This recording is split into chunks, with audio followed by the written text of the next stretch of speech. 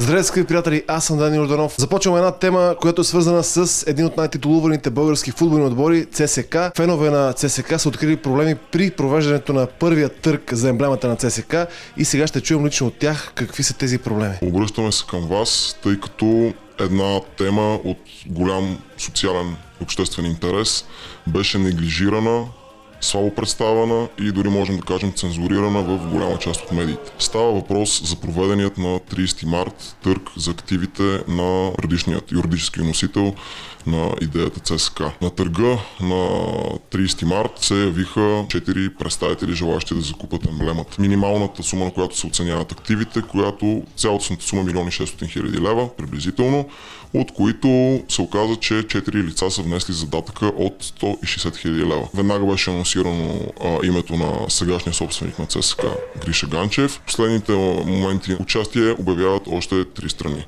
Първото е физическо лице Никола Газдов, който е свързан с новоучреденият клуб ЦСКА 1948, който играе в окръжна, т.е. в аматьорските дивизии. В същото време се появяват имената и на 2 юридически лица. Това са 2 фирми, които изключително слабо са анонсирани и до ден днешен никой не си направи труда да провери с какво се занимава. Първата от фирмите е Integris Lab. Шокиращо тази фирма се занимава с услуги по системна интеграция, нищо общо с спорта, нищо общо с футбола. Представляващ адвокат е Даниела Дешова. Тя е в KG Maritime Partners и KG Maritime Shipping, където е с собственикът на ПФК Лудогорец, господин Кирил Домощиев.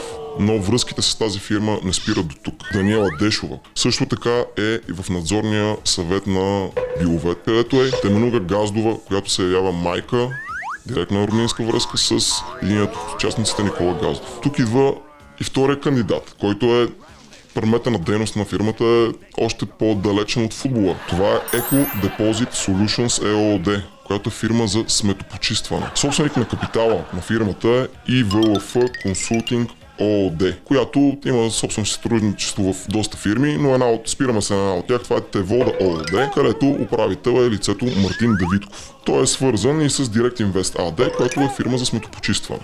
Всички тези фирми, които до момента ви казваме, са един същия адрес, който е в град София, улица Христо Ботев, 28. Фирмите имат един представляващ адвокат, Русица Вучева. Тази фирма, за която ви казахме, Direct Invest ООД, която също се занимава с сметопочистване, заедно с Bull Invest Group 2009, която е фирмата преносител на акциите на Лудогорец, футболният отбор, са гаранти по кредит на ЗМБГ АД, за които направихте репортаж при нередности в обществената поръчка за сметопочистване и сметосъбиране във Варна. Човек, който няма нищо общо с ЦСКА, има водещ клуб шампион последните години и развиващ, бихме могли да кажем, на фона на народните стандарти, изключително добра футболната дейност, решава да се включи чрез лица свързани с него в търга на емблема. Това категорично е отречено в интервю директно от него, отречено от изпълнителния директор на клуба господин Петричев. Мен тези атаки не ме вълнуват, виждате, че и не отговарям, защото ако аз участвам някъде или правя нещо,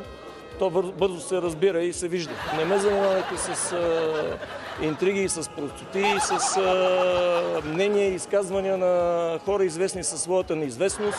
Господин Петричев, кажете директно, имате ли амбиции към ЦСКА? Аз ли? Аз имам амбиция да си откриеме базата другата седмица. ЦСКА е един от най-обичаните клуба в България. За ЦСКА стоят много хора. Много хора се интересуват от съдбата на отбора. И в същото време се явяват лица, които нямат нищо общо с спорта, които никога не са менажирали спортен отбор, които искат да закупат емблемата. Никъде не се потърси коментара, за да разберем какви са техните мотиви, защо искат да го направят, работят ли за някой друг, от собствен интерес ли го правят. Следващия търг е на 30 май в Кърджали.